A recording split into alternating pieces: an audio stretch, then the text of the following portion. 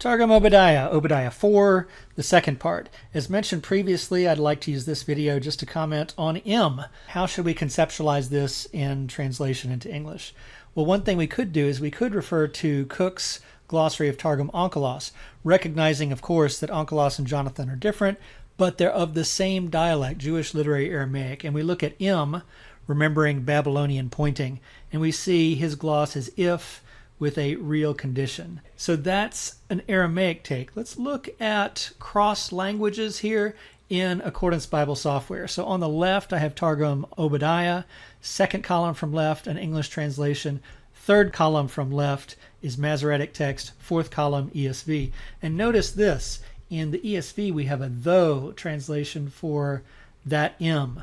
And likewise, in the English translation in Accordance, a though translating Aramaic M, possibly influenced by English translations. Interesting that it's though. Is that an acceptable translation, say, in the Hebrew?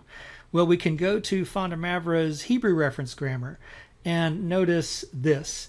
There is though as one of the possible translations. It's a concession as a subordinating conjunction rather than this real condition idea of an if. Now, as far as that being what modern scholarship says, what about a little ancient scholarship? I would just like to show the work of William Bedwell from 1601.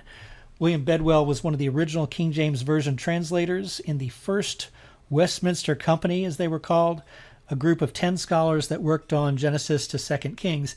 This book was published beforehand, and it's worth looking at because who concentrates on Obadiah anyway, other than Daily Dose of Aramaic? So this is published in 1601. How can that be when we have this cryptic expression down here? Well, if you're like me, you want to know. So I looked it up just so you know that forward-facing C, the I, and then the backward-facing C is a convention which we're expecting to see with an M, 1000. So that is indeed 1601. But anyway, back to our Hebrew and Aramaic over here. We see that he's placed his Latin translation of the Hebrew on the left, his Latin translation of Targum Jonathan on the right. We notice he chose the if word in Latin as the first word for both. Interesting work from this great scholar of over 400 years ago, an academic analysis of the Hebrew and the Aramaic with his comments that he placed down here in Scholia. Well, anyway, we're turning to our text. Let's continue reading Targum Obadiah in Obadiah 5.